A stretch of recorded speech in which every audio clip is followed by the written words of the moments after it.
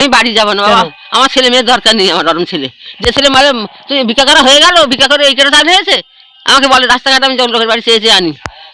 ছেলে থাকতে জন্মদাত্রী মায়ের ঠিকানা অন্যের গোয়ালঘর। হিঙ্গলগঞ্জের পশ্চিম মামুদপুরের এমন অমানবিক বাস্তব, মানবিকতার মুখে ফের এক অমানবিক বাস্তবের ছবি উঠে এলো উত্তর 24 পরগনার বসিরহাট মহকুমার হিঙ্গলগঞ্জ ব্লক থেকে।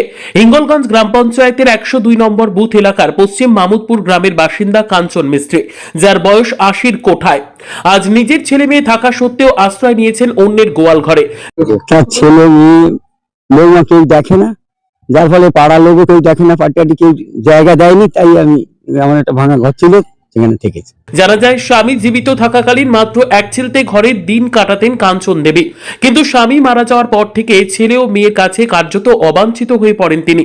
বৃদ্ধা জানান, একসময় কলকাতায় কাজ করে কোনো রকমের জীবন চালালেও এখনো বার্ধক্যজনিত অসুস্থতা, হাঁটু ও মাজার যন্ত্রণায় আর কাজ করতে পারেন না, তাই বাধ্য হয়ে গ্রামে ফিরে আসেন। কিন্তু অভিযোগ, বাড়ি ফিরে ছেলের কাছে আশ্রয় চাইতেই শুরু হয় ভয় দেখানো। কাঞ্চন দেবীর দাবি, তার ছেলে তাকে হুমকি দেয়, পেট্রোল ঢেলে পুড়িয়ে মারবে, ঘর জ্বালিয়ে দেবে। ভয়ে আর নিরুপায় হয়ে বাড়িতে না থেকে আজ তিনি রাস্তায় রাস্তায় ভিক্ষা করে দিন কাটাচ্ছেন। ভয় দেখায়, পেট্রোল ধরে পুড়িয়ে দেবে, ঘরে আগুন ধরে দেবে, তারপরে মারধর করে অনেকবার। কে ছিলেন, নাম কি? সিঙ্গার মিস্ত্রি।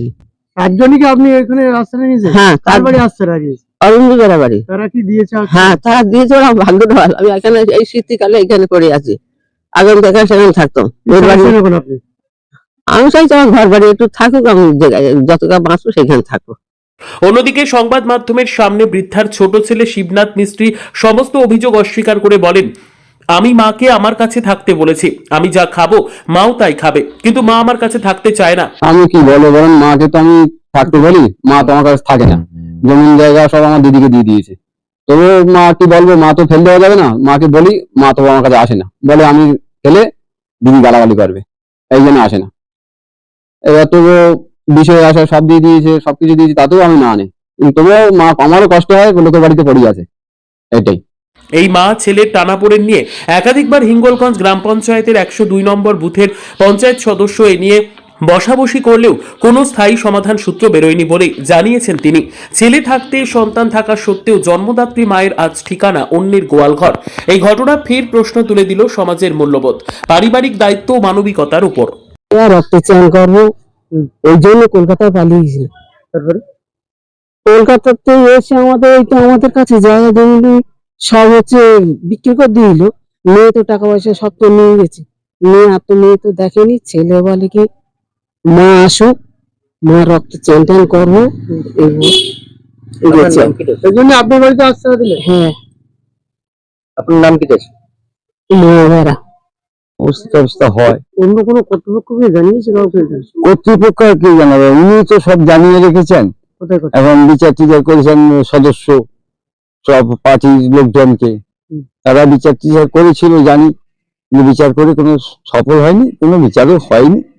ছেলের পক্ষেই সব কথা বলেছে, এর পক্ষে কেউ দাঁড়ায়নি। আমার নাম পঙ্কজ কুমার বেড়া।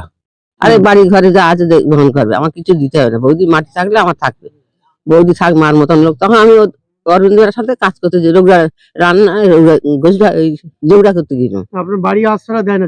না, ছেলে সেই ঘর থেকে বাড়ি আশ্রয় দেয় না। হ্যাঁ, খুব ভয় দেখায়, পেট্রোল ধরে পুড়িয়ে দেবে, ঘরে আগুন ধরে দেবে, তারপরে মারধর করে অনেকবার। কে ছিলেন, নাম কি? সিঙ্গার মিস্ত্রি। একজনই কি আপনি এখানে আশ্রয় নিয়েছেন? হ্যাঁ, তার বাড়ি আশ্রয় নিয়েছে। অরুন্ধু বেড়া বাড়ি। তারা কি দিয়েছে? হ্যাঁ, তারা দিয়েছে। ওরা ভাগ্যটা ভালো, আমি এখানে এই শীতকালে এখানে পড়ে আছি। আগুন দেখা সেখানে থাকতাম। আমি চাইছি আমার ঘর বাড়ি একটু থাকুক, আমি যতটা বাঁচবো সেখানে থাকবো। কাউকে জানিয়েছিল আগে? ও আমার পার্টির লোকে সবাই জানিয়েছে, কেউ কিছু বিচার করে না। আমাকে বলছিল ভোটের সময় ভোট দিতে, তারপর আমি বলছিলাম যে আমি ভোট আর দেবো না। এবার ভোটের সময় দেখে আসুক, তারপর আমি সব বলবো।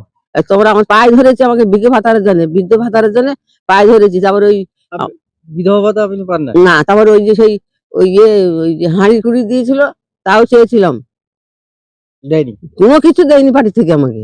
আর কোনোদিন আমার সাহায্য করে না। আমার ছেলের সামনে আমাকে গালাগালি দেয়। আপনার নাম? কাঞ্চন মিস্ত্রি। আপনার স্বামীর নাম কি? পঞ্চানন মিস্ত্রি। কোথায় এটা? এই তো মাতপুর তেজবেলায়, নদীর ধারে।